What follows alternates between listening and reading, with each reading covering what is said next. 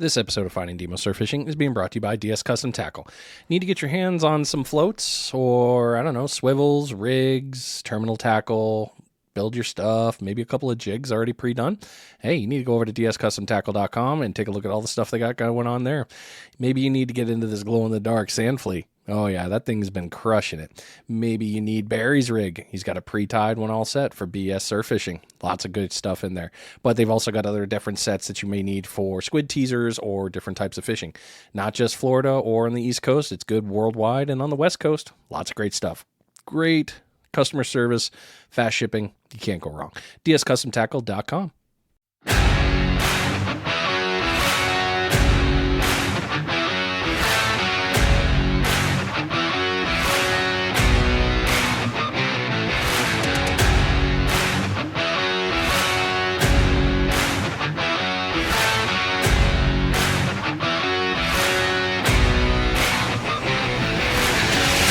Oh yeah, new week, new episode. Hope you're doing well wherever you are. Hopefully the fishing has been phenomenal. And of course, selfish plug, I'm always hoping that whatever you learned in the show last week or the week before has helped you out in your fishing game. It's always the best part. I mean, we're all just trying to help each other get better so we can get out there and go fish more, catch more fish, make more memories. Yeah, it's good. All right, this week we are traveling just a little bit to the west here of Florida. We're going into Alabama.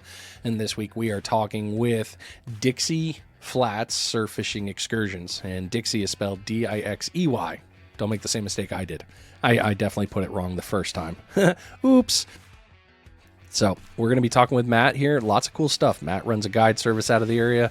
And he's well known. And he's a hell of an angler. So without further ado, me bumping my gums this whole time, let's go ahead and get him on the show here so you can actually listen from him. Matt, welcome to the show, brother. Appreciate you coming on. Appreciate it, Brian.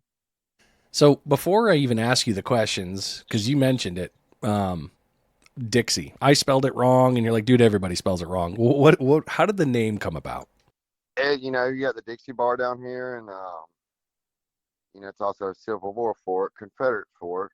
So everybody kind of throws those two names, I guess, into the same category. But it predates the Civil War of a Captain Dixey, D-I-X-E-Y, who ran aground during a hurricane, I believe, tropical storm, hurricane, bad storm, sank his boat on the bar that we fish off of. So that's why it's named the Dixie Bar. Has nothing to do with the Civil War. Just total coincidence. A lot of people made that mistake, and really for years I didn't know I was spelling it wrong until I kind of learned the history about it. And living down here around the Civil War and all the history and DeSoto and all the other good stuff, the history we have down here, you can't help but learn it. So kind of went from there, and it just turned into a pretty cool name. So we went with it. Nice. Okay. Makes sense. And now I feel a little bit better about myself when I get like, oh, okay, now that makes sense. Well, that's cool Yeah. that you did that. All right. Let's start at the very beginning then. Tell us your story and what got you into fishing. I've been young age. Everybody starts off at the brim bluegill. I grew up at a young age. My grandparents retired from Tampa to Lake Wales, kind of below Disney World, and I did the crappie freshwater thing for years. And of course, I always fished the Gulf Coast over there. And we vacationed down in South Florida and blossomed into saltwater fishing down here. And I just fell in love with beach fishing, and I found it a lot more comfortable than pier fishing. Yeah. Your parents drop you off at the pier. You think that's the coolest thing in the world when you're 12. Different nowadays, but getting dropped off at the beach, we had a little bit more area to fish, and it was just seemed a lot more fun and a lot more species to catch, and it was just a good time. Yeah. Definitely makes sense. What type of fishing do you like to do now? I mainly, of course, we have our different fishing is very seasonal down here, which I try to explain to a lot of people. Kind of got to go what's in season. We kind of got that little winter lull down here, the non-tourist season, so to say. But we go everything from sheep's head to pompano to, this time of year we'll start our night trips for redfish and black drum, and we've started to add a few shark trips in um, to the mix. Of course, we're not going after giant 12-foot sharks, but they're fun to catch, and I have learned that we take a lot of families out. I love taking the families out. Having a big family myself, I enjoy watching them catch the biggest fish of their life, and they always want to catch a shark or touch a shark or see one in person. So, but I enjoy doing the night trips. That's probably my favorite. Down here in Fort Morgan, we're blessed to have a pretty secluded private beach, and it's kind of untouched and just a wonderful place to fish, and just very blessed to have it down here. Very cool. All right, so let's talk about your favorite thing about fishing. It used to be kind of bucket list fish or what I wanted to go after, but we have 4 boys, me and my wife, we're blended. I have 2 step boys, and 10-year-old is my oldest, and then we have 3-year-old together. So now it's about getting the kids into fishing. My 10-year-old's my deckhand, so is a 16-year-old step boy. They getting them into fishing and enjoying them learning and having fun learning it. That brings me more joy now than it does going out there catching a nice chest full of fish. Being a dad, and especially with the guide service, I enjoy teaching and watching people be successful. I get a lot more joy out of that than me going down there being successful myself. I mean, you're kind of a hell of an angler, dude. You're pretty damn good at what you do. A lot of hours, a lot Yeah. of hours. And that's one thing I try to stress with my sons is, same thing we do with a lot of baseball, a lot of, step boy runs track, and with anything in life, if you're not learning something when you go, as to baseball or fishing, and I try to stress this with them fishing. I'm a guide. I know a lot. People pay me to take them out fishing, but you're going to learn something every time you go out there, and that you cannot act like you know everything and continue to be successful. I mean, it might be some random 85-year-old guy out there telling you something from 20 years ago, or just something that you learn as you go. But you always want to learn something. That is my biggest kind of thing. I try to stress to everybody that, if you're out there learning and enjoying doing it, even if you're not catching fish, as long as you're learning and learning new stuff, like I am. I'm no professional by no means. I mean, I've been doing it 25 years down here, and I'm still learning. That's the thing about fishing, or like I said, anything in life, you're always gonna learn new stuff. Um, that's what I stress more about anything when people ask me about, how do I do so successful at fishing? Well, you're always learning, new spots, new ways to catch fish, and there's so much technology out now. It's the from new pompano rigs to even new glow sticks that we use at night. Everything's just getting so advanced, and easier tide charts. You don't have to go to look at a piece of paper anymore. You can just pull it right up on your phone. People get too involved in trying to be perfectionists over it. It's fun, and I just hope people kind of keep that in mind. You're still having fun. If you're not catching fish, at least go out there and have fun. Yeah. You're eventually gonna be successful at it. The more hours you put into it, the more. Like I said, I didn't learn this overnight. There's a lot of hours. A lot of hours I've learned to do stuff. You've put a lot of into it, and you're getting a lot out. So I can totally understand what you're saying there. With all this, let's move into the next question on that. What is your favorite fish to target? Cobia for a long time was my favorite fish to target. That was back when I did the boat thing, and of course a little harder to target on feet.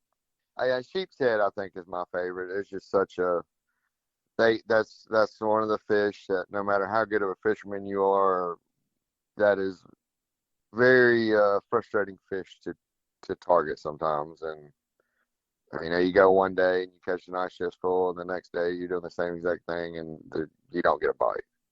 So I think just the how difficult it is to catch them sometimes.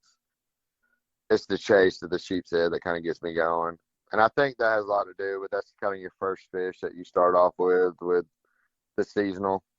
So it kind of kicks you back up and kind of gets you going.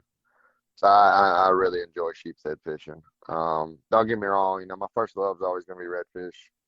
That is my favorite fish by far. Redfish is my main thing, but sheep's head, they're just a joy to catch. I mean, they're a hard fighting fish, which the joke is a galvanized snapper. Um, I've never heard that one they, before. oh yeah, That makes galvanized sense. snapper. They are it's like red snapper fishing from the pier. You know, a lot of people, of course, we're blessed down here with a few spots where you can catch them off the beach certain times of year, but that's a whole another ball game with them. They're just a strong fighting fish, and they're great. I think they're one of the most underrated fish to eat down here. They're they're great. I mean, my wife, that's her favorite fish to eat. So that's kind of what I've grown into. I've kind of make it a point to go after them pretty hard every year. Yeah. So Oh. Well, um, that's good of you. I mean, hey, wife likes it, family likes it. That's a super win. So nothing wrong with any of that. Well, and they're not easy to catch. You just no. they're the most finicky fish ever. And to think the funny part about it is they're part of the pinfish family. Are they You really? know, yeah, they're I believe a porgy, if I'm correct. Okay. Yeah, I definitely got that one wrong when I was guesstimating in species. Okay. Well, if you look at them, they just look like a giant pinfish. And from what I heard, now I could be wrong, but I'm almost pretty positive they're part of the pinfish family. And you know, pinfish is one of the fish you're like, oh, another pinfish. Um, you know, kind of they will eat you out of house and home sometimes when you're trying to speckle trout fish or Yeah. something like that. But Yeah. and then you know their cousin, the sheep's head, won't bite anything for you know, Hmm. 2 days. It just drives you crazy. I just think the chase of it, it's just it's a lot of fun. It can be frustrating. I think that's the fun part about it is with it being frustrating, it just makes you want to go after more. Yeah. Yeah. And I think there's a fish that does that. You know, pompano can get that way sometimes, but I just think I enjoy catching pompano. But the sheep's head has got to be the top of my list. Okay. Just they're a blast. And then when you do hook one that's 8, 9, 10 pounds, it's hold on. And then then you got to add in the structure of the pier, and you know they're a sight feeder, and sometimes you got to drop down a real thin line, and you know you're fighting a 9, 10 pound fish with 15-pound line. It's with a big piling beside you. It's sometimes you don't have the best of days, but Yeah. it's a very fun fish to target, and I would recommend starting out at sheep's head. That's one of the biggest things I learned. I learn something new every year with sheep's head fishing. So Yeah. um, I've heard that a lot. The criminals are the criminal. They got the nickname criminal for a reason. So yeah, yes. the convict, Yep. Convict. There you go. Yep. yeah, convict. They are very they will drive you crazy. I know a lot of people. I know a lot of people that hate to fish for them, but I kind of enjoy the chase out of them. They're fun to target, fun fish to fight, fun, great to eat. So they kind of get the best of everything, you know. Yep. I mean, any fish that's hard to catch, Mm. it kind of gets me going. Yeah, Kind man. of just. Right. Definitely on that one. So, what's a bucket list fish that you want to catch in your life? Believe it or not, living down here my entire life, I have not caught a triple tail. Okay. Occasionally you'll see them swimming off the beach. You kind of throw at them. I've seen people I'm friends with on the pier just randomly catch them off the pier, and I think I seen a guy this year off the bar catch one off the pompano rig, and it was a good one too. And I'm like, I don't have that luck, but okay. But yeah, that's definitely a bucket list fish. Of course, Kobe was for a long time, but I've got one 90 pounds. I don't think I'm gonna beat that one. So That's pretty um, epic. Yeah, that's I don't have the same access to cobia fishing as I used to, but still, that was one of my bucket list fish. That's kind of, 100 pounder, of course, would be the bucket list, but yeah, everybody wants to break the 100 pound mark. But yeah, I think triple tail right now, that's one of the ones I have not caught, and they've especially down here at Fort Morgan. It's one of the best. Mobile Bay is one of the best places to target them, and have not caught one. And that or snook. I think those are my two. Those Nice. have driven me crazy to catch. I have fished for them. Snook a lot more than I have triple tail. Growing up in South Florida too. Uh, my mom's family down there. I have snook have absolutely drove me crazy. They will question your fishing abilities. Of course, it's a whole another type of fishing down there. But still, when you're sitting there looking at 15 snook and they won't bite nothing, you're like, what? Should I just quit fishing? I mean, I just Okay. by far. Well, both outstanding fish. What has been one of your favorite fishing memories? Growing up crappie fishing, my grandparents, my dad, of course. My dad was always making sure I was involved outdoor wise, and I was the only boy out of our family growing up, and going out there catching 200 crappie and coming back and cleaning them when I was 8, 9, 10 years old. That kind of got me into the cleaning of the fish, and it's a little fun joke. My grandfather never believed in electric knives. I didn't believe in them either till cleaning snapper, but he always had the saying, "I better not ever see you with an electric cleaning knife. It's kind of like cleaning a deer with a chainsaw." There you go.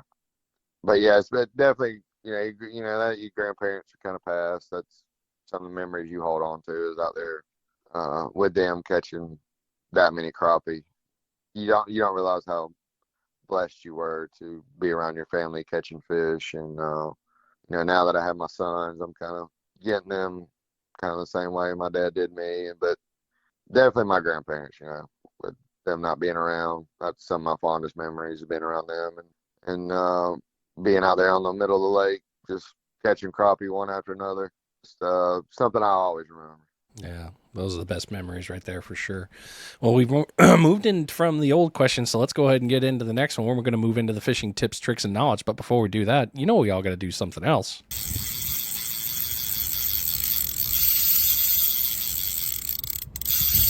It is the first bait check of the episode. Bring that line in. Make sure you got good bait. Maybe you got to throw something else on there if you haven't gotten anything yet. Change it up a little bit. You never know. Something could make the difference. This bait check is being brought to you by the Kids Can Fish Foundation. Kids Can Fish is doing awesome things in the Georgia area with the local kids and Northwest Florida. They did do that piece there. They're doing all these cast net clinics, casting clinics, fishing clinics. They're doing all this stuff for the kids to help them get out there and learn this sport. In order to do that, they do that all through their donations. They're a charity, so your donations go into them being able to host these and give these kids the gear to go home. Last one, they went home with fishing rods and reel. Lots of good gear there. On the one before that, they went home with cast nets. So they're getting memories and equipment, and it's all thanks to you, the listeners, that send them donations to help them grow. You can also go onto the website at kidscanfish.net. You can sign up for the 2023 Running of the Bulls tournament out of St. Simons Island, Georgia. Your funds for that also go back into the Kids Can Fish Foundation's programs to help with these ones. So like they always say, more tackle boxes, less X boxes. kidscanfish.net. So now that we're talking about in the fishing knowledge piece, let's get into this. How do you, for your personal time, not your charters, how would you plan your fishing trip? Around baseball. Yeah, you are quite busy with baseball, that's for sure. That was my actual first love of life. I thank my parents. Really thankful to them. They made sure I was not going to get in trouble growing up. It was just baseball, hunting, and fishing. So that was my life. But I'm blessed that my sons are involved in it. Can't wait for the 3-year-old to get up going. So no, we most of my trips now are involving my 10-year-old. He's my deckhand. He's my dude. He's already rigging up stuff, and he's I enjoy my trips are mainly focused now on teaching him, and it's kind of set up around him now. I'm kind of like, hey, Chandler, where do you want to go fishing for? And we kind of go after that. I've never met such a spoiled kid about redfish. Like, you want to go catch redfish? No, Dad, I'm over redfish. Over redfish. Yeah, I know, I know. You've met him a few times, Yes, I and have. That's just funny that he's he called it that. He was over red. He's on to the next thing. That's funny. yeah, yeah. Now we got a trout light in the backyard here, and we've had to practice catch and release last year. We learned that, like, hey, buddy, we're not filling up ice chests every night. Like, you're depleting the trout stock back there. So, Yeah, it would go pretty quick. That's for sure. But hey, you but get to catch the same one every day. Be like, I got you again.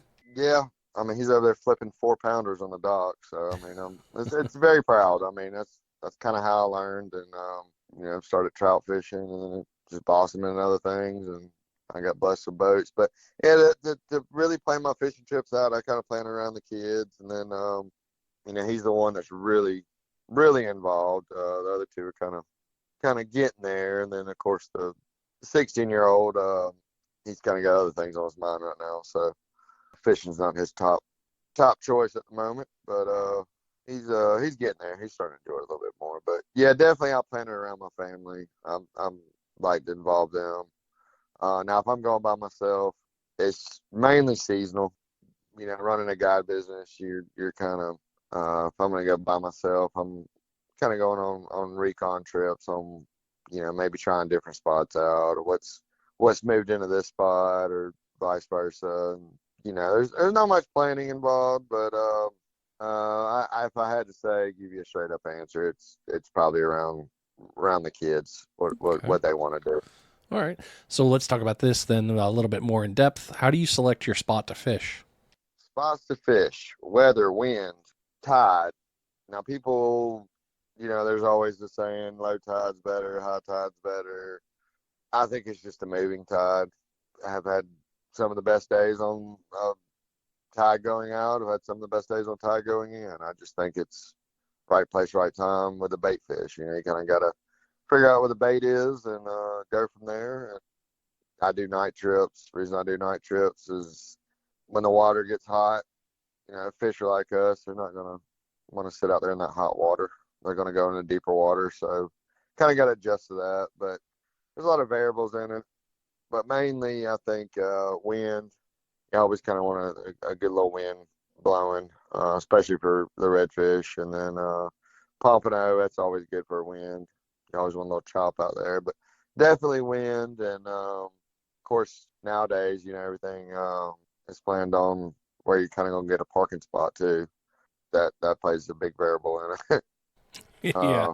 Parking is definitely a high value target when you go fishing nowadays. It's become, surf fishing has taken off, and it's great. Everybody's coming. It's advanced so much through the years. Just watching the last 15 years, it's definitely very popular. Something everybody can do. But yeah, I'd say planning a trip. My two biggest things are what the wind's going to do. With redfish, moon phase is a big. I still hadn't completely. I try to keep a calendar book of year to year on when we're catching redfish, and they're pretty easy to predict. But your moon phase is one of your big ones. You kind of got to switch stuff up. There's no moon. Redfish kind of get lockjaw, so it's a little. It's one thing I have learned. And of course, your nice little summer showers we get down here. Not a fan of lightning with a fiberglass pole in my hand. No, it doesn't end well. And the pictures that have come when you've seen people talk about that, you see it's all like that hair spool when it get hit by lightning. Yeah. I'm not trying to, and it's kind of funny, all of us that grew up down here in the South, everybody's seen Sweet Home Alabama, I'm sure, and you see the guy out there making glass sculptures with lightning. For some reason, that's the first thing that runs through my mind when I'm walking the beach trying to get out of a lightning storm. Don't become sea glass. Don't become sea glass. Yeah. Definitely don't want to. That's the good thing about these night trips I do. A lot of times the weather don't come on shore during the night, so it's a good little deal. Yeah. A lot easier to plan it. But as far as the planning of the trips and everything, it's weather has little to do with it, a little bit, but it's mainly wind and where are you going to get the best chop at? You get a lot better. People think you need slick, glass, calm days to go out there and catch stuff, and those are actually some of the worst fishing conditions, in my opinion. Yeah, those ones have always been a rough one. Well, you actually bring up to a great one. You moved us into the next question real well, and we're going to talk about how you set your gear up at your spot. So you've picked your spot where you're going, and everything is good. Now it's time to do this. Where are you casting your lines? What are you looking for to throw? We do two different set rig fishing. Pompano, I think one of the main mistakes I see a lot of these guys making, and of course, like I said, I'm still learning. It's one thing I stress to everybody, you still need to learn as you go. I mean, but you want to cover the beach. I kind of find a point, a nice little point, little pocket to fish. And with pompano, you don't ever know where they're going to run. They might be running 3 feet off the beach. They might be running 800 yards off the beach. You just never know. So I see a lot of these guys putting their poles 2 foot apart. And I like to spread out at least 15, 20 yards a pole, and I'll stagger them. That way I can fish the cut, I can fish the deep water, I can fish the bar. With pompano, you can fish up to 5 to 6 rods, no problem. You stagger them, and then usually pompano, you're very familiar with pompano. They're schooling fish, so when you catch one, you kind of go back to the same spot, and then you kind of target them that way. Now with redfish, it's a little bit different. We're catching 40, 45, close to 50-inch redfish, and you really don't want to set 6 poles out and wait on a bite. You kind of back down to about 4 poles. And there's some nights we use 2 poles. It's definitely a take turn thing. Redfish is completely different. You want to find a good rip to get in. And I see these guys wading out their chest, throwing out. I kind of want to walk over there to them and be like, hey, just loosen your drag up, throw it out about 15 yards, and that rip's going to take you right where the fish are. Yeah, it'll walk it down for you as long as you've got the right sinker to let it walk. Yeah, and that's another thing I try to stress to people down here. I use we're probably skipping on to what tackle I use, but egg weight is one of my main ones. Now if I'm shark fishing, sharks they're going to swim around and feed. Redfish are pretty lazy. They're going to sit in one spot. They're really not going to, especially the big ones. They're like a channel cat. They're going to sit and just feed on what comes by. They're very, very lazy. They're just going to sit in the current and feed. And whatever comes by, they're going to feed on. But you got to get to where they're at. And like I said, a good lesson I've learned. I just picked this up probably about 5 years ago, where you get out there on that rip, you just kind of let your drag go, and get it out there, and you find them little pockets they're holding in, and that's the easiest way to find them, in my opinion. Of course, some nights you go down there and you throw 15 yards off the beach everywhere, but there's a few and far between. Yeah, those are the fun days where it's like, oh, that's just layup fishing. Those are always the easy fun days. Those are usually the ones that they're my friends that they've caught a million redfish, and we get down there, and it's usually your friend trips that those are your best nights. You're like, Yeah. I did a guide the last night, and we caught 3 redfish, and I walked 4 miles trying to get one, and now we come out here and we're throwing 15 yards off the beach. But yeah, I like circle back around to pompano fishing. I see a lot of these guys, and I know some of these older folks can't run to a pole, but that's the beautiful thing about these new pompano rigs. You got circle hooks. You don't have the Kell hooks anymore. Some people do like the Kell hooks, but you got a circle hook. Set your drag a little looser and spread out. Cover more ground, and you're going to be a lot more successful covering ground than you are putting 5 poles 2 foot apart, throwing them out the same spot. That's a good point. That's a good way to think of it. You just, you might have to do a little bit more moving around and checking poles, and it's, but if you want to go out there and be successful, that's one of the tips I try to stress to people that ask me about pompano fishing. I was like, just don't put everything. For one, you always get that one random pompano that bites it that you don't know, that runs in between all your lines. And if you spread out a little bit more, you're gonna, in my opinion, be a lot more successful. You can, still use your staggering routine. It's definitely great to stagger. Like I said, you never know where these pompano are gonna run. But if you spread out a little bit more, you're gonna cover more ground, and you're gonna be able to find pompano. Be a lot more successful finding the pompano than you will be with 8 rods 2 foot apart. I don't know if that's just something they hadn't learned or just don't take into consideration when they're out there, but don't be afraid to cover ground. I mean, set your drag's gonna do your job. Even if you do hook a ray or something, it's not gonna spoil you. You're gonna have time to make it to the reel, and make sure your pipes or your whatever you're using are in the ground. That's one thing I can't stress enough. Make sure the sand spike is solid. Exactly, and they have some great ones on the market. Deerfield has great ones. The Fish Hippie Nick, he has some great ones. There's so many great fishing rod holders now that it's not like the old days just to cut PVC. You've got so many options.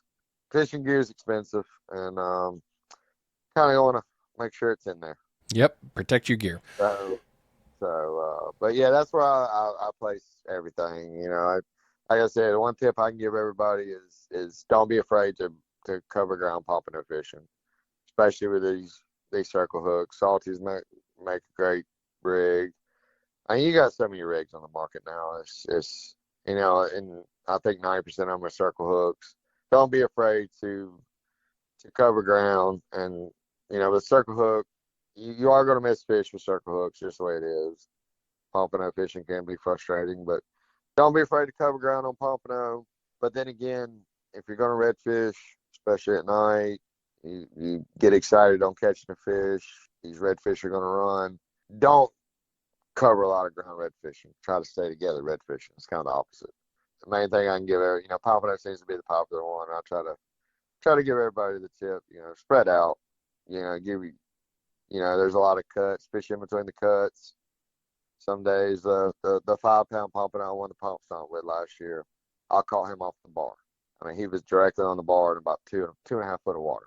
You never know where these fish are going to be. And I think a 5-pound fish is going to be on a bar with 2 foot of water. That's just something you got to, and we would have never caught that fish. We wouldn't have been spread out, covering different, staggering your rods. Everybody's got the knowledge of staggering rods now. I mean, some people do, some people don't, but that's one thing I can teach you. Stagger your rods, figure out where the fish are, and usually when you catch one pompano, go to the same spot, you're usually going to catch another one right there, within the same school. Yeah. Get it right back out. Don't delay. Get it off the hook, get it baited, get it right back out. Don't screw around. Exactly. Make sure Fred's not beside you. But, yeah, he'll steal that. Fred loves pompano. Fred loves those. I had one of the cool experiences of my life this year. My pawpaw had passed in January. He lived a fulfilling life. He was 93. I had an eagle this year. Never had an eagle on the beach where I fished down here at Fort Morgan. And, of course, Fred always gets a fish. And he throw it back. He always gets it. Well, next thing I know, I turn around and I've got this full-grown eagle stealing fish from Fred. And, I mean, he was 20 foot from me. Coolest experience of my life. And I think I was down there a week in a row, and he was down there every day fishing with me. And that's just what, we always my wife, she's very religious from Kentucky, and she's like, I kind of think your pawpaw's out there watching you being an eagle, with him being a Marine. I was like, yeah, it's kind of cool. That is cool. But seeing an eagle up that close, that was just really real cool experience. I wasn't necessarily trying to feed him, but I didn't know Fred was gonna steal the fish, and then he was kind of big boy Fred. And you think Fred's a big guy, till you see that eagle. yeah, the eagle, that wingspan will get you covered real quick. I was just standing up. I mean, they're like the size of a heron. It's just unreal. Yeah, I mean, beefy.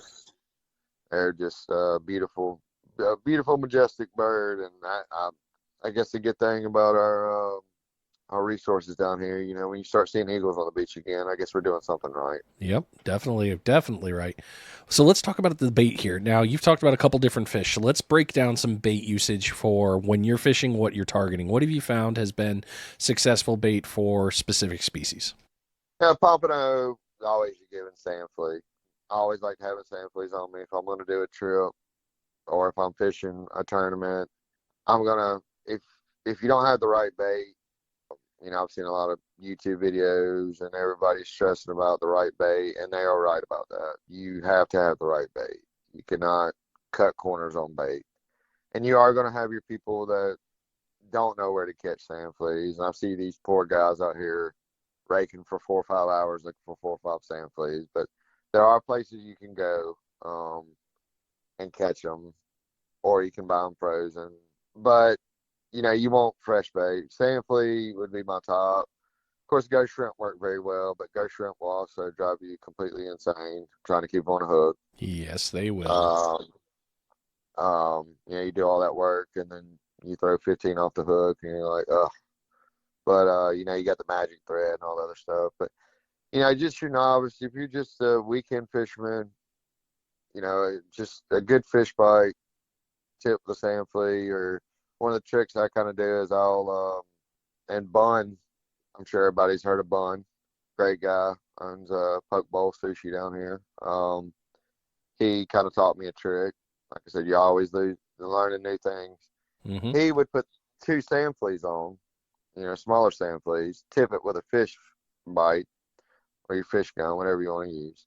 I preferably like the fish bites better just because you get more of I think you get more of a color option with it, popping over sight feeders. So I like the option of having more color. It just seems to work out for me. I mean, one day they'll be on pink, one day they'll be on electric chicken, sand flea. You just got so many options with the fish bites. Nothing against other companies. It's just what I've never really fished with the other ones. They could be just as good, but this is just what I've had great success with. But Bun taught me to tip it with a fish bite, and it keeps your sand fleas on. And he was like, and I always put it cracks me up. He's 100 miles an hour, and he's like, put 2 on. He's like, that way, put a bigger one on and a smaller sand flea on, tip it with a fish bite. One comes off, you got another one on the hook. I'm like, that's genius, man. I never thought of that. Yeah, it does make sense. People fresh shrimp, it works great. People have a lot of success with it. I tend to kind of steer away from it. Just drives me crazy slinging off the hook. Sand flea is gonna be my first one to go to. Right. What about reds or anything like that? Redfish, warmer water. You definitely want to stick with blue crabs, and one of the best baits people, I think, kind of surpass, and I get a lot of laughs about this, are your ghost crabs, sand crabs. Oh yeah, those things are phenomenal, dude, and they're easy to get. They're at the beach. They're just waiting for you. That's what's great about having a 10-year-old deckhand. He's my man on catching ghost crabs down there, and they're everywhere down here at Fort Morgan. If you want to have a great family outing, bring your kids down here. They can catch them. We got ghost crabs you want to, and these jokers are huge down here. I don't recommend picking them up by hand. We use nets and declaw them before we use them. And a little tidbit, cut half the legs off when you throw them out, because if they are live, they will dig down in the sand like a sand flea. So if you think about it, you walk down the beach, you see all these holes. They're sand crabs. Yeah. So they're going to dig back down in the sand. I cut half their legs off. For me, I think it's getting the sand in the water. Yeah. And it also, you never know if one of them's going to suction down to the bottom. I'm not going to swim out there to figure it out, but I had a lot more success for just, cutting half the legs off. Because once you declaw them, they're like a big old spider. They're kind of a little creepy. But the wives love them down there. They're I've had a few of them freak out. I don't think they're going to make it back. But as far as the sand crabs, what that does with the crabs, what that's going to do is limit your shark hookups. If you go down there with cut mullet, any fish, you're going to have a lot of sharks that are going to, you're just going to fight the sharks, especially with warm water. That's just, I know people don't like to think we have sharks, but there's tons out there. Yeah, it's part of our eco. It just is what it is. Yeah. Set yourself up that you don't have to fight them. I know you've seen these news stories now. There's so many sharks on the beach. They've always been that way. There's always sharks out there. They're not gonna bother you if you're not out there swimming in a school of bait. But I've learned through the years down here fishing blue crab. You get a blue crab. I don't know what the regulations are in Florida. Alabama, you're allowed a gallon-sized bucket full of undersized crabs, but you don't have to do the undersized. You can use uh, a whole crab. I'm blessed to be able to trap them, but you can go to a lot of these seafood stores and buy them live. And I just cut them in half with a pair, get a big pair of scissors, cut them in half.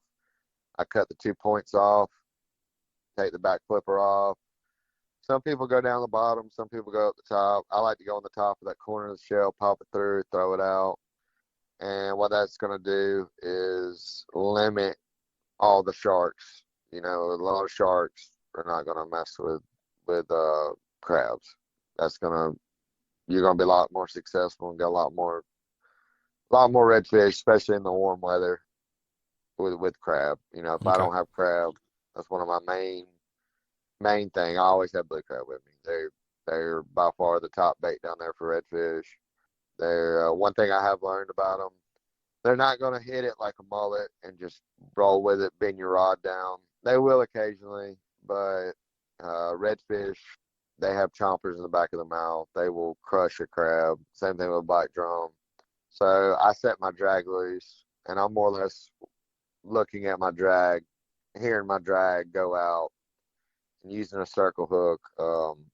Either tighten your drag up or hold the spool. Don't recommend holding the spool. That's something you have to really have to critique and learn. You don't want to be holding the spool and he decides to dump you for about 50 yards. Redfish will go on some good runs. But tighten your drag, or don't tighten your drag up to enough to where if they feel that tension, they're going to drop it. You want them to eat that crab, and once they kind of crunch that crab up, they're gonna kind of roll with it, and that's where you get the hook up. So keep your drag loose. Hear your drag more than you're gonna be a lot more hands-on with blue crab fishing. That's the only downside of it. It's not your mullet where you can just go out there and put 5 poles out, wait on a bite. Now you come October, November, you can do that. But during the summer, blue crab, ghost crab, any type of crab is going to be your best bet. Okay. Not saying they won't eat mullet, but in my opinion, they're just running as many guides as I do down there. You really want blue crab, and you want the ghost crab. Ghost crab, you're out of bait. There's millions of them out there. Just don't catch more than you need. I do see some guys now going out there, they learn to catch them, and they will catch a whole ice chest full and then just dump them. If you run out of bait, take 10 minutes, just go catch more. Don't deplete them, We've been going at this for a few, so actually we're due for another bait check. Sorry, man. We got to get that one going.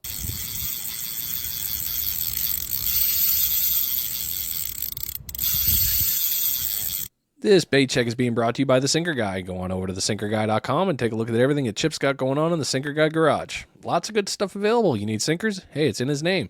Maybe you need rigs. He's got a bunch of pre-tied. You got the Mortician rig. I absolutely love this, and he talks about it on his YouTube channel. You can search for that on YouTube under The Sinker Guy.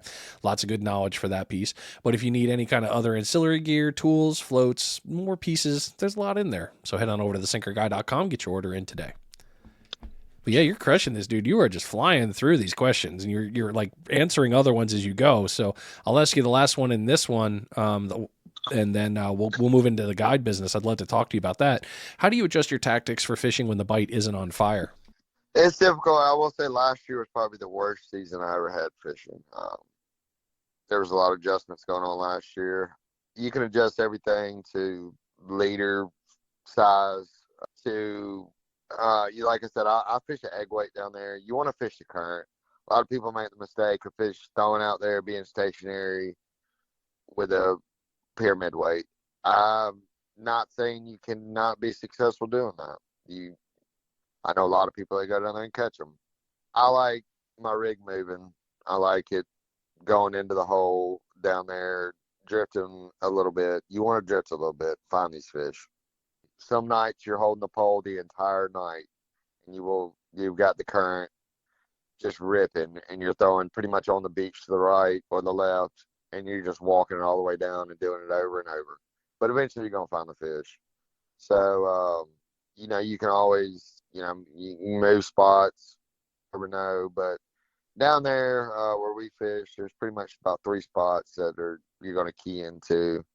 You just gotta figure out if you're gonna drift, if you're gonna, you know, stay stationary, or you always got the graphs. Sometimes you gotta move around for graphs. I will say with redfish, don't be afraid to use an egg weight. I use a 3 ounce egg weight. You gotta think redfish is a bottom feeder. So is a black drum. You don't want your leader being 30 inches long. You want to try to keep it down there at the bottom. I use anywhere between a 50 to 60 pound leader, and we use 20 to 30 pound braid. To have some fun catching them, Yeah. especially the bull reds. You don't need a 8,000 size rod on a 100 pound braid with a 100 pound mono. That kind of takes some fun out of it, in my opinion. Nothing wrong with it. If you want to go down there and do it, that's fine. Have fun fishing. That's what it's about. But as far as rig techniques and adjustments, if you're getting a lot of shark bites, shorten your leader up. You're getting cut off by, we use beads the way I use my rig. I kind of use I guess I call it a Texas rig or fish finder rig. There you go. Okay. I use the 2 swivels, and then they, use your bead color. I use a fluorescent kind of green bead. It doesn't do nothing but protect your knots. It has no other reason than protect your knots. I just use the green because when you're fishing at night and you got 12 people around a fish, kind of easier to see where the hook and weight is. Some nights though, if you're using red, you got bluefish out there, you got sharks. I don't know if they can see red or not, but I tend to do everything with green or kind of fluorescent color. I do try to stay away from glow in the dark stuff. Sounds great at night to use, but the glow in the dark looks like a bait fish. You're gonna get cut off a lot by bluefish, Spanish, whatever else teethy creatures running out and around down there. Yeah, but you just gotta adjust to the conditions. I mean, some nights the currents are ripping, and you do feel like you want to put a pyramid weight on, and there's, if you want to set one up with a pyramid weight, that's fine. Let it sit out there. You might find them. But other nights you gotta hold the rod and walk. There's a lot of adjustments to it. And then last year we between the grass and the moon phases and the weird north wind we had, I don't know where that came from. We kind of had to resort to a lot of shark fishing, and always have a backup plan. If you go down there and you're targeting one, if the redfish ain't doing it, I guarantee there's a shark out there somewhere. So you can always Good point with the shark, dude. That's a really good point. You never know when that predator's hanging out there saying, "Oh no, you go ahead and eat that. I'm going to eat you." Yeah, exactly. So, that's one thing I learned about guide fishing. Always have options, always, that's what I really kind of invested in some stuff last year too. I kind of self-taught myself on the shark. Greg with Mad Dog Fishing, great friend of mine, runs trips down here. If I'm not available, hit him up. Great guy. We'll run trips right next to each other. Just great guy. But he's taught me a lot about the shark fishing. He's a little bit more advanced than I am on it when it comes to that. But he's kind of done it a couple of years. I just never really targeted them. They're kind of a nuisance. But like I said, you being a guide, you want to take care of your tourists. That's what keeps you in business. That's your job, is keep them happy, and always have a backup plan. And that's if you're out there just with your kids. Redfish aren't biting, throw a shark rig out there. Guarantee there's a shark out there. And then always having different baits with you is definitely something to always switch up.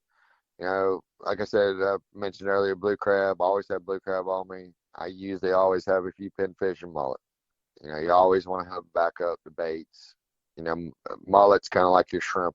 Everything's going to eat mullet. Might be a 3-pound catfish, might be a 30-pound black drum, might be a 40-inch redfish. You just never know. So, but yeah, keep your options open. Don't be afraid to switch things up. Don't be afraid to fish the current. Walk with the rod down the beach.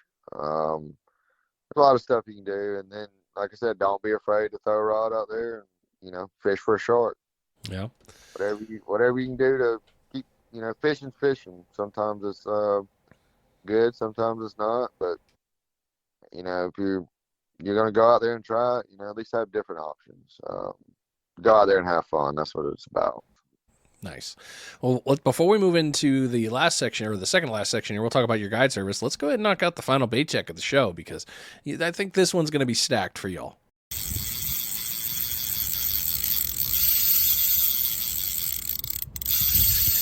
It is your third and final bait check of the episode. Hopefully you've caught a bunch of fish. Everything's been good. Or if you haven't, you've switched bait, switched locations. Maybe you got to move. One way or another, you got to get out there and catch them.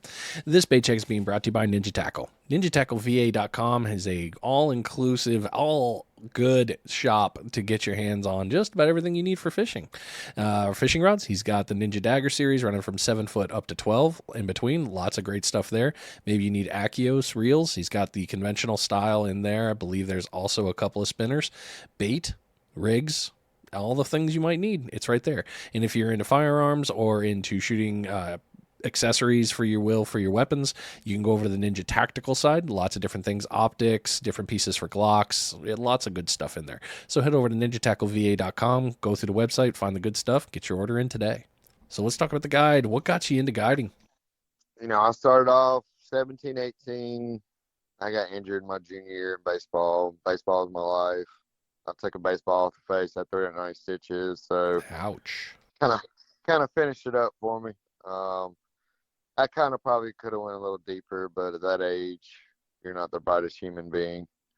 Although all of us think it at 17, 18 years old. We know everything then.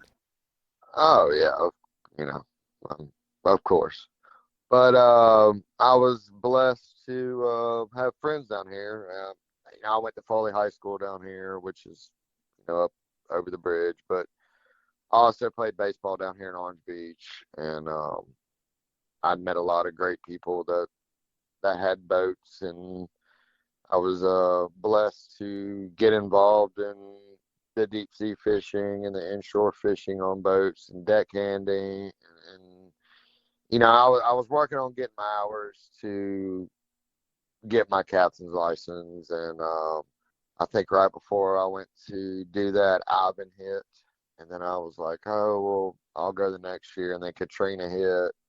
I kind of kept the deckhand thing, and then got a little burnout on that. Went to the restaurant business for a little bit, and of course, it's a fun thing to do in your 20s. Yeah. You're making a lot of money, and to have like 3 bills, realize it's the greatest time of your life. But, no, don't get me wrong. I love having a family. It's a blessing. I enjoy. I'm very blessed with 4 boys. I cannot ask be more like you.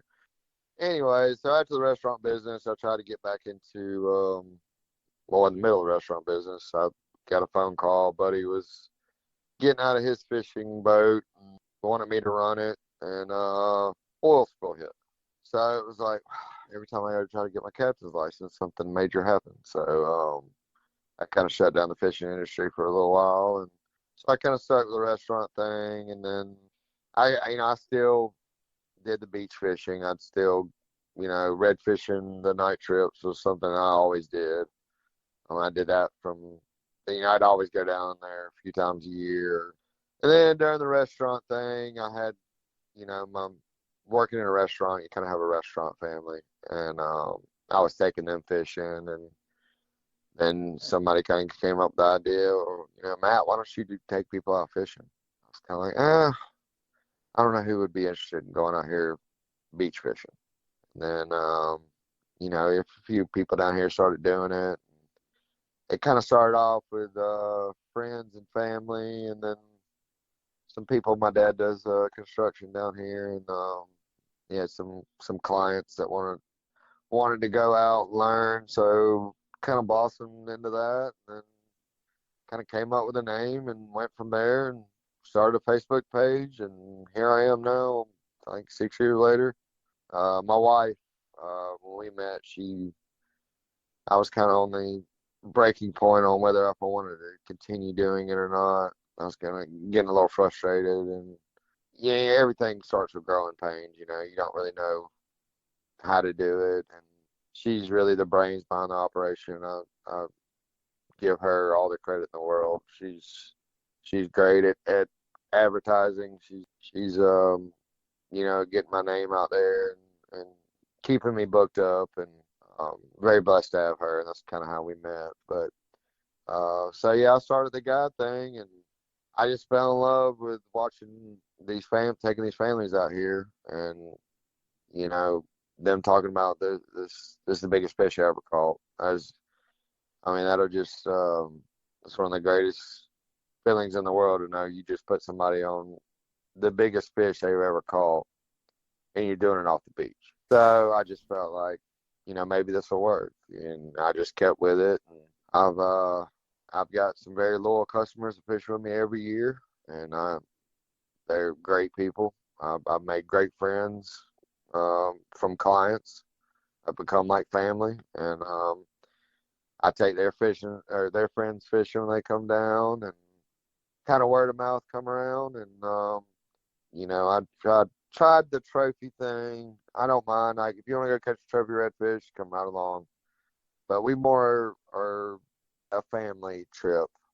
And what a lot of people didn't realize, especially when I got into this, was and my buddy who runs offshore boat at Zeke's, Eagle Express, shout out to him. If y'all ever need anybody, great guy, Doug Price, awesome guy.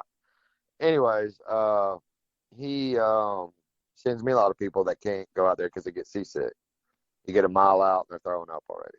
So you don't put that in a factor. These people want to catch big fish, but they can't go on a boat. So I'm blessed enough to go out and have the knowledge to put them on fish. And I get a lot of people that can't go out on boats. And then you get your other people, going out on a boat's expensive. And you got 6, 7, 8-year-olds. I mean, do you really want to spend $5,000 to take them out to catch 2 snapper? Yeah. When really they're going to kind of not really, they're going to get bored pretty easy on a boat. You take them down there at the beach, seashells, crabs everywhere. They have a lot more fun down there. There's always something going on down there. They're just, that's the main thing with kids. You got to keep them interested. And the fish aren't biting. Send them on a bait run. Go look for seashells. Like, it's a good little thing. But yeah, as far as the guiding business, I got frustrated with it to begin with, but like I said, it took some growing pains. But with like I said, I got to give my wife all the credit. I'm very blessed to have her in my life, and she has kept me in shape with this, and kind of kept me going on it. And, that's one of the great things when you meet the right one. They'll drive you. Yes. They'll drive you all the way through it. You'll get there. Yeah. We fight and bicker a lot of times. Well, not a lot of times, but sometimes. Yeah, that's just marriage. Marriage. So what comes with going and on a trip with you though after you guys book? if you're gonna book a trip with me, I take pride in having top of line gear. We're going to concentrate on everything we do is to putting you on fish. We provide everything from bait, tackle, fish cleaning. You just show up. Bring a few drinks and chair, towel, come catch some fish. The only thing that we're not able to, of course, being, Florida, y'all got it kind of a little easier. I think they got a little better package deal in Florida. With the Alabama, you got to do a 7-day non-license or non-resident license. But that's the only thing we can't do is license. But, if you book with me, I'm going to make sure you're going to get on some fish, or make sure you have a good time. We're not going to be looking at our clocks and, it's 11 o'clock, let's go. I'm going to make sure you're taken care of. And I think that's what drives, I've driven my wife a little crazy about not doing the YouTube thing. That's why everybody asked me why I hadn't got the YouTube thing. And it's just, I don't know if it's just from the restaurant or being a deckhand on a boat before, but I'm just so involved in taking care of my customers. I can't even get a picture. I'm just full. I get a lot of guys like, hey, do you ever sit down? I'm like, no. What's your favorite part about running a charter? I think just, like I said, families. I enjoy taking the families out. We've done some baseball. We've done some softball teams. We've I've done up to 24 people before. That was a trip. That was a fun trip. Um, didn't plan on 24 people. It started out with 6, and the next thing I know, I've got the whole family on the beach. But the kids, I enjoy, like the Kids Can Fish Foundation, a great foundation. Anything you can do to get the kids out there and have the kids having a great time. Being a youth coach and baseball, football, and having kids myself. It's one of the main things. That's the future of our fishing, and getting them kids out there on fish, or their mom and dads, or I get wives down there and they're like, I've never caught a fish in my life, and then they catch a 40-inch redfish that are bigger than them. I just get great joy out of that. That's just, or teaching people how to do it. I get a lot of folks that'll text me, hey, what am I doing wrong? When am I doing this? And I hate to be rude and be like, well, I can't give you all my secrets, man. Yeah. Like, you want to book a trip, I'll be more than happy to help you afterwards. But I can't go out there and tell you what to do. But I can show you Yeah, if you come on the charter with me. yeah, I can show you, and you do one trip with me, and you kind of know what. And that's kind of how I started off the business, to kind of get back on how I started guiding, kind of flip flop, but was to teach people how to. I got some people that don't know how to cast, and I kind of teach them how to cast, or how to, a lot of people still using mono. Nothing against mono, but braid is the new ball game now. Just teaching people how to fish, what to use, what size reels to use. Ninja Tackle, great company, great rods. A lot of people have got those. I had several people last year that were so excited to use their Ninja Dagger. Oh, can I bring it? Well, you're more welcome to bring it. Yeah. Um, different plan to bring your own rod, but hey, okay, if you want to bring it on a charter, have yeah, at it. I'm welcome to it. I've had people show up with your good old Walmart gear, and I'm kind of like, yeah, that's not gonna work. Y'all can just kind of leave that there. But yeah, but I get great joy and people leaving me reviews on their kids having such a great time, and watching a kid catch a fish that's the size of him is just great joy. Yeah, I can And imagine. I mean, don't get me wrong, it's a business that I got to support my family with, but at the same time, getting joy out of watching people's faces when they see how big these fish are, it's priceless. It's just something you can't describe the feeling on that. It's just awesome. I mean, Yeah. that's a memory they're gonna have. I've had granddads a few years ago. I had a 85-year-old out there celebrating his 65th wedding anniversary. Oh, dang. That that is a long time. And you know what? We got him on a redfish. He sat in a chair the whole time. Got him on a redfish. That was one of the best joys I had. I mean, him with his grandkids catching redfish and bite drum, and just and bonding families together. That's one thing you can do is fishing, and to get back on why I play my trips around my kids, because you want to involve them. That's one thing you can't stress enough. Take your kids. They might not be interested at first, but eventually they're gonna get involved, and that is the future of our fishery. And we get too many kids that are kind of getting out of it. But to get them out there and catching these fish, it's just a great joy, and I think that's what kind of drives me to go out there. Some nights, anybody that's a guide fisherman can tell you, some days you just like, ugh, I'm like, I'm not feeling it today. But you go out there and watch these people catch these fish, and it's just it kind of reminds you on why you do it, and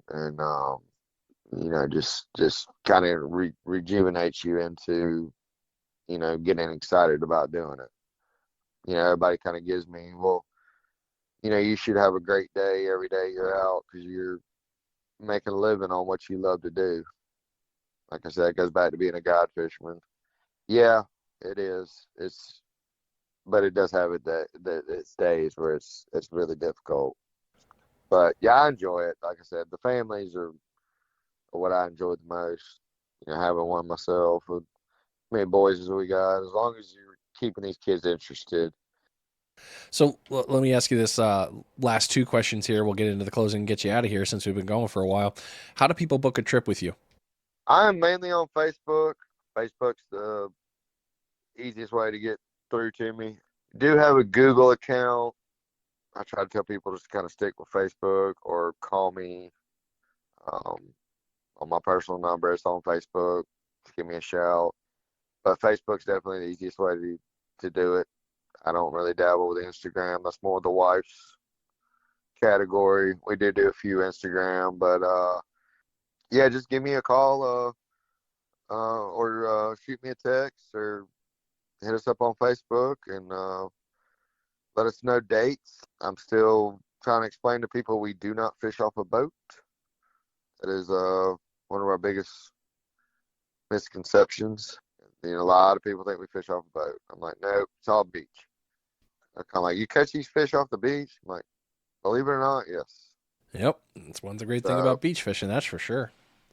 yeah. I mean, they're like, there's no way you catch these fish off the beach. I'm like, wouldn't lie to you. Like, Yeah. go to the reviews. I try to make sure I get the good reviews. But I'm gonna take care of my clients. That's one thing I'm big on because I kind of put myself in their position. If I want to pay somebody to take me fishing, I want to at least learn. If we're not catching fish, I want to teach you. You're gonna get something out of the trip. If it's not, if the fish aren't absolutely crazy, you're gonna learn rigs. You're gonna learn where to go. You're gonna learn what to do, what bait to use. I'm gonna teach you as much as I can while we're out there. Okay. So not only are you gonna get a good lesson, you're gonna have a great experience out there. If it's just you and your buddy drinking some beer out there, if it's you with your family. I mean, we do groups up to 15. Those are fun. The big groups are fun, but hey, we can do it. If you got your family down here and you got a reunion, give us a shout. We'll put you on some fish, but mainly Facebook and the phone. All right, we'll go with that one.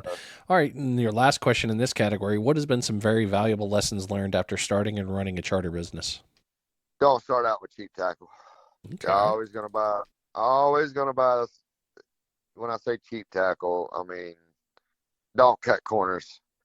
Now, if you're gonna come down here 2 times a year, don't go out and spend $3,000-$4,000. I don't. But if you're gonna kind of do it every weekend, pay a little extra money. Pay the extra $50 for the better reel. It's gonna take you a long way. Your gear. I learned that.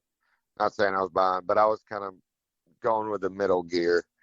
And what I was doing was having to buy gear after gear every year. That's one of the big ones.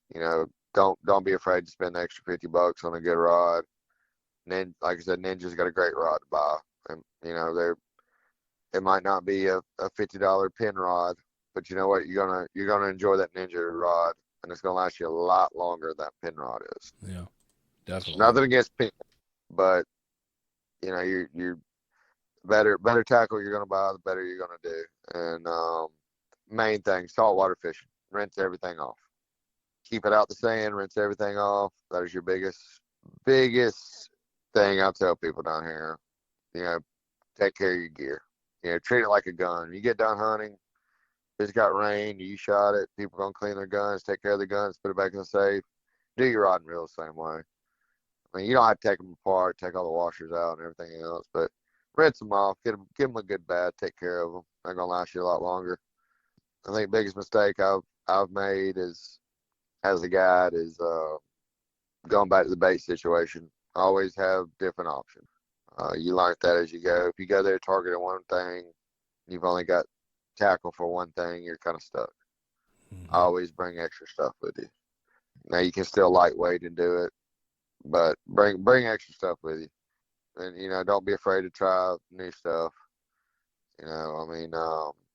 It's like I said, I'm still learning. I learn something new every year. But yeah, take care of your gear. Buy good gear. Don't pitch pennies on gear because in the long run it's kind of gonna you're gonna end up spending more money in the long run. Now, like I said, if you're coming down here 2 times a year, don't go overboard. But there's a lot of places down here that you can go up buy good quality gear at, and as long as you take care of it, it's gonna take care of you. And don't get discouraged if you don't catch fish. Um, it's the main thing starting out as a guide. If you put a lot of pressure on yourself and your anxiety sky high, make sure you're enjoying yourself. Don't ever get out the fact that you're out there enjoying yourself while people are behind a desk somewhere. Just remember that. You know, Yeah. enjoy yourself. Enjoy it. You're out there, and you might not be successful, or you might go out there and catch everything in the water. I mean, fishing's fishing. That's why they call it fishing, not catching. Yeah, I buddy. like catching a whole lot better than fishing, but you're gonna have your days down here, and but yeah, like I said, I think that was the hardest thing I learned. With the guide is don't get discouraged. Spend the extra $50 on the good gear and take care of your gear. Don't cut corners, and you're gonna be a lot more successful at stuff. Like I said, I ain't telling anybody to go out and buy $3,000-$4,000 worth of gear.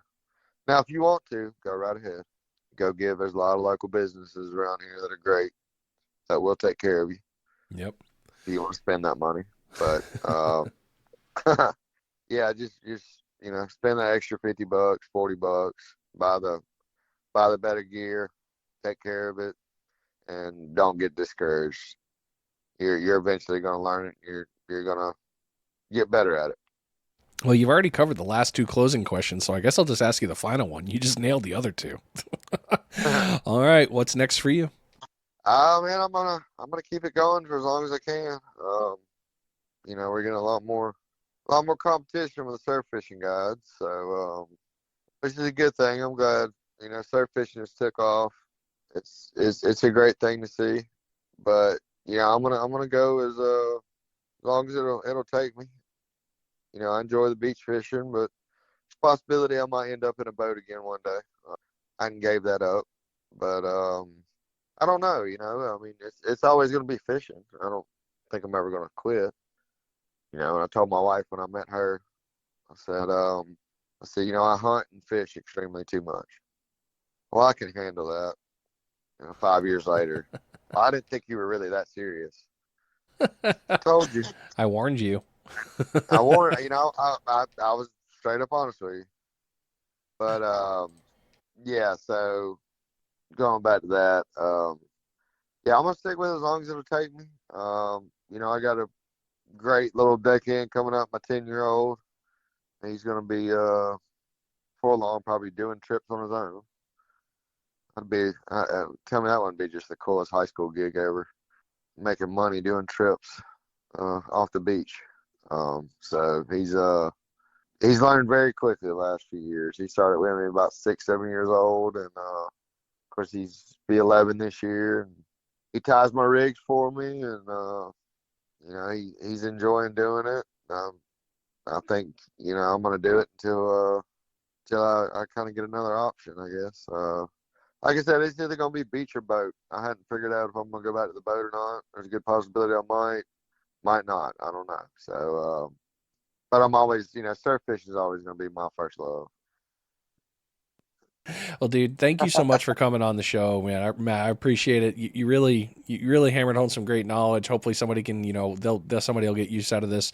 And hey, if you guys want to book, he already told you the way to find them, and I'll make sure all the links are hyperlinked back onto my website. That way, you guys can find them and go from there. But seriously, thanks for coming on the show, brother. I appreciate you and appreciate all the knowledge you shared today. Yeah, Brian, we appreciate you doing the podcast down here, and everything you do with the Pompano tournaments, and the kids can fish, and you're doing it big, and we appreciate everything you do down here as fishermen. And like I said, pick trash up off the beach, bring your trash with you, and have fun doing it. Don't get discouraged. Great knowledge and advice right there, brother. Appreciate you. We'll talk soon. All right, Brian, appreciate it. Yes, sir. All right, ladies and gentlemen, I hope this show helped you today. I know it did. I got a couple of good tips there that I'm going to utilize. I'm sure you did as well. And if you wanted to book with Matt, like I said, Dixey, remember, you got to spell it right. It's going to be Dixey flat surf fishing excursions. You'll be able to find it again. Like I said, if you go back onto social media or onto the main page there, it'll be hyperlinked. For Facebook, if you wanted to search them, it's Dixey, Dixey flats 251. That's on Facebook. And again, everything will be hyperlinked. Hope you're doing well wherever you are and enjoyed this show. I'm always glad you're here. Thanks for being here. And we will talk to you next week. You've been listening to Finding Demo Surf Fishing. I'm out of here.